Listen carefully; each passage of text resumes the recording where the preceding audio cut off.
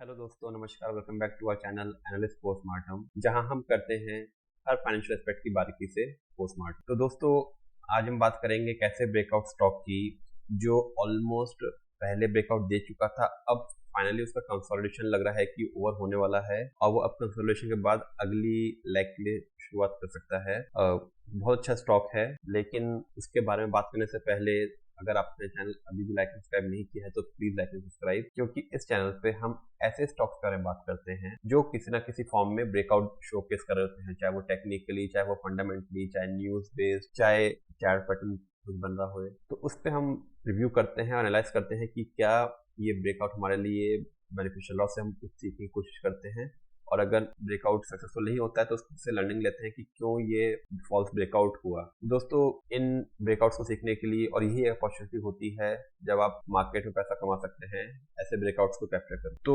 आज के स्टॉक्स बात करने से पहले हम क्विकली रिव्यू कर लेते हैं पिछले वीडियोस की। तो हमने पिछले वीडियोस में बात करी थी रिको ऑटो की। तो देखिए, रिको ऑटो के हमने बात करी थी कि 3 मार्च को कि क्यों वो ब्रेकआउट शो कर रहा है, और उसके बाद देखिए ऑलमोस्ट हमारा जो पहला टारगेट था 142, उसने उसको वहां टच किया, और उसके बाद अब ये फिर कंसोलिडेशन के फेज में है। देखिए उसके बाद फिर ये कंसोलिडेशन के फेज में है एक नई चाल के लिए। और फिर हमने बात करी थी कि इसमें जो हमारा सेकंड टारगेट जा था वो करीब 180 के आसपास में आ रहा था हमारा टारगेट। तो ये लर्निंग हमारी बिल्कुल परफेक्ट, जैसे हमने सोचा था बिल्कुल वैसे ही स्टॉक ने परफॉर्मेंस दी और मूव किया।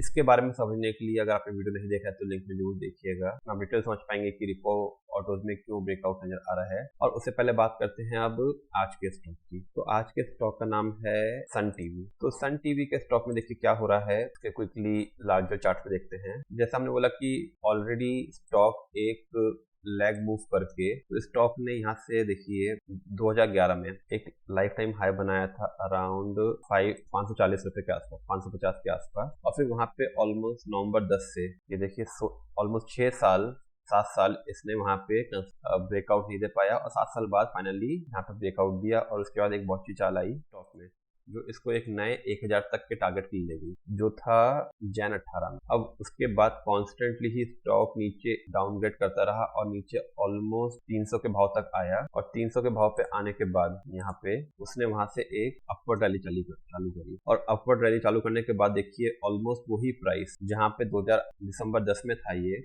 550 के पार वहीं तक ऑलमोस्ट गया, इस वाले जोन में आके हल्का सा, तो इस जोन में जहाँ पे उसने ब्रेकआउट करने की कोशिश करी दोबारा से, और फिर वहां पे कंसोलिडेशन किया नीचे में दोबारा से।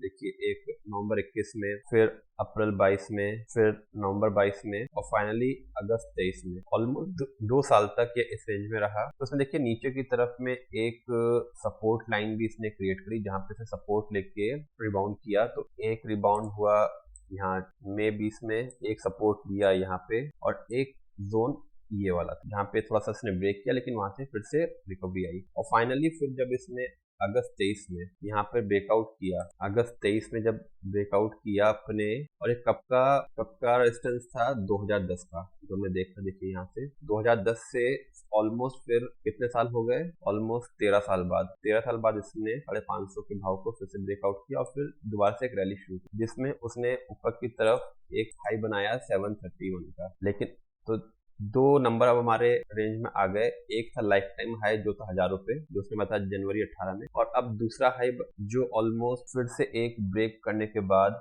बनाया जैन 24 में। अब जैन 24 में 730 का लेवल बनाने के बाद उसने फिर से एक कंसोलिडेशन किया, और कंसोलिडेशन करने के बाद नीचे फिर से अब देखिए ये जो सपोर्ट था हमारा यहाँ पे, ये वाला सपोर्ट जहाँ पे इसने ब्रेकआउट किया था, जो आया था 606 रुपए पे। अब देखिए 606 रुपए पे ये ऑलमोस्ट 4-5 वीक से यहाँ पे कंसोलिडेशन कर रहा है। तो अब ये एक लेवल है जहाँ पे अपने आप को सपोर्ट लेने की और कंजेशन जोन बनाने की कोशिश कर रहा है। अब यहाँ से जो ब्रेकआउट होएगा इसका नीचे में, तो अब एक इम्पोर्टेंट सपोर्ट आ गया है 604 रुपए, जो 604 रुपए को यहाँ पे इसने ब्रेक किया था, बल्कि इनफैक्ट 612 रुपए, और 612 बहुत बड़ा सपोर्ट होएगा, और यहाँ से रिवर्सल होने की जो उम्मीद लग रही है, क्योंकि ऑलमोस्ट 4 वीक से कंसिडर कर रहा है। प्लस नीचे में एक आपको एक सपोर्ट लाइन भी दिखेगी, नीचे में देखेंगे तो एक सपोर्ट लाइन भी आपको दिख रही होगी। यहाँ भी सपोर्ट 2 बार लिया था, तीसरी बार 2-3 वीक से यहाँ सपोर्ट ले रहा है। तो ये 612 रुपए इंपॉर्टेंट सपोर्ट, और ऊपर में अब पहला टारगेट का जो नजर आ रहा है वो दोबारा आएगा फिर से 732 का जो एक सपोर्ट भी बनेगा। अब इसको कंफर्मेशन देखते हैं कि RSI में क्या शो कर रहा है ये। देखिए अब इसका डेली चार्ट में देखते हैं जो RSI लेवल है। देखिए आप नीचे से आपको एक higher high higher low pattern बनाता हुआ दिखा रहा होगा RSI, यहाँ से फिर नीचे, फिर देखिए higher high higher low pattern बना रहा है RSI। तो इसका मतलब अब फाइनली ये एक बेस बनाता हुआ एक स्ट्रेंथ दिखाता हुआ चल रहा है इस जोन में, और यहाँ से जैसे ही ब्रेकआउट आएगा 640 के, क्योंकि सपोर्ट बहुत इंपॉर्टेंट, बहुत अच्छा सपोर्ट आपको दिख रहा होगा, और यहाँ पे जैसे ही ये ब्रेक करेगा अराउंड 635-640 रुपए का जोन, इसके बाद ये अगली चाल जिसमें ये पहला टारगेट अपना ऊपर की तरफ 731 की तरफ मूव करेगा, और 731 को मूव करने के बाद ये अगर ब्रेकआउट करता है उसको मार्केट से देखा जाएगा कैसा मार्केट चल रहा है, और अगर वो ब्रेक होता है तो फिर ये हमने दूसरा टारगेट क्या देखा था इसका अपना, जैसे लाइफ टाइम हाई बनाया था इधर 1000 रुपए, तो 730 के ऊपर ये, जिसमें इसके कई सपोर्ट मिलेंगे इसको। तो अगर आप देखेंगे तो पहला 730 के बाद टारगेट आएगा 835 का, 835 के बाद टारगेट आएगा 960 और फिर 1000। तो ये कुछ इंपॉर्टेंट नंबर्स आपको अपने दिमाग में रखने पड़ेंगे, और ये लॉन्ग टर्म के हिसाब से स्टॉक नजर आ रहा है क्योंकि ये बहुत ही अच्छा सेक्टर वाइज काफी स्ट्रॉन्ग दिख रहा है ये सेक्टर, क्योंकि इसने लोएस्ट रिटर्न दिए मीडिया सेक्टर ने कुछ सालों में। उस प्रोस्पेक्ट से भी अब नजर आता है कि सेक्टर रोटेशन में ये सेक्टर आगे की तरफ एक अपॉर्चुनिटी दिखा सकते। तो अगर ये वीडियो आपको अच्छा लगा तो प्लीज लाइक एंड सब्सक्राइब, ताकि ऐसे वीडियोस और लर्निंग आप तक पहुंच सके और आप भी कुछ सीख सके और हम भी कुछ। Thank you.